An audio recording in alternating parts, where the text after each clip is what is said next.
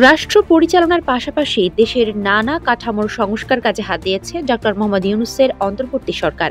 বিভিন্ন খাত সংস্কারের জন্য ভিন্ন কমিটিও গঠন করে দিয়েছেন তিনি। এসব কমিটির পাশাপাশি অনেক সংস্থা বা কমিটি থেকেও রাষ্ট্র সংস্কারে তাদের মতামত প্রদান করে যাচ্ছে। এগুলো বেশ গুরুত্বের সঙ্গে নিচ্ছে সরকার।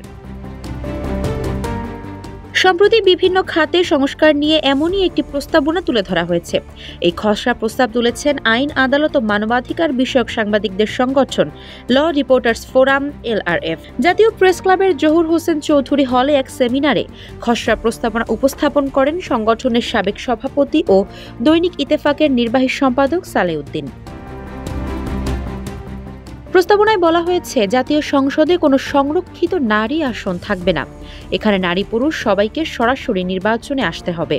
তবে জাতীয় সংসদ নির্বাচনে রাজনৈতিক দলগুলোকে 10 ভাগ নারী সদস্য মনোনয়ন দিতে হবে। সরাসরি নির্বাচন করে তাদের জাতীয় সংসদে আসতে হবে। এতে আরও বলা হয়েছে, জাতীয় সংসদ নির্বাচনে মোট ভোটের অর্ধেক প্রয়োগ না হলে নির্বাচন বাতিল বলে গণ্য হবে। এক্ষেত্রে পরবর্তী 2 মাসের মধ্যে নির্বাচন আয়োজন করতে হবে।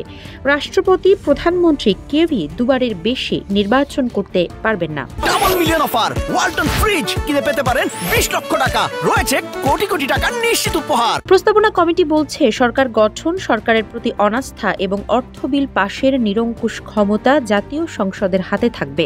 এর বাইরে রাষ্ট্রের সকল আইন প্রণয়ন জাতীয় সংসদের প্রাথমিক অনুমোদনের পর জাতীয় পরিষদ চূড়ান্ত অনুমোদন দেবে। জাতীয় পরিষদ এবং সংসদ নিজের বেতন ভাতা ও সুযোগ সুবিধা নিজেরাই বৃদ্ধি করতে পারবেন না। কোনো শুল্কমুক্ত সুবিধাও পাবেন না।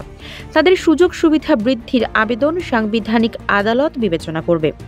প্রস্তাবনায় আরও বলা হয়েছে, জাতীয় সংসদ হবে 300 আসনে প্রচলিত ভোটের পদ্ধতিতে, আর জাতীয় পরিষদের সদস্য সংখ্যা হবে 200। জাতীয় পরিষদের সদস্যরা জাতীয় সদস্য নির্বাচনে রাজনৈতিক দলগুলোর প্রাপ্ত ভোটের আনুপাতিক হারে নির্বাচিত হবেন। নাগরিকের অধিকার বিষয়ে প্রস্তাবনায় বলা হয়েছে, আদালতের অনুমতি ব্যতিরেকে মৃত্যুদণ্ড বা যাবজ্জীবন দণ্ড হতে পারে এমন অপরাধে অভিযুক্ত কোনো ব্যক্তিকে ছাড়া কাউকে গ্রেপ্তার করা যাবে না।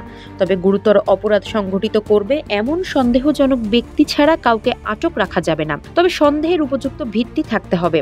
আদালতে হাজিরের সময় প্রতিবেদনে উপযুক্ত কারণগুলো উল্লেখ থাকতে হবে। অহেতুক হয়রানি করা যাবে না। আদালতের অনুমতি ছাড়া নাগরিকের গৃহে প্রবেশ এবং তল্লাশিতেও পুলিশের অধিকার থাকবে না। আফসারা নাজ, নিউজ ডেস্ক, ইত্তেফাক।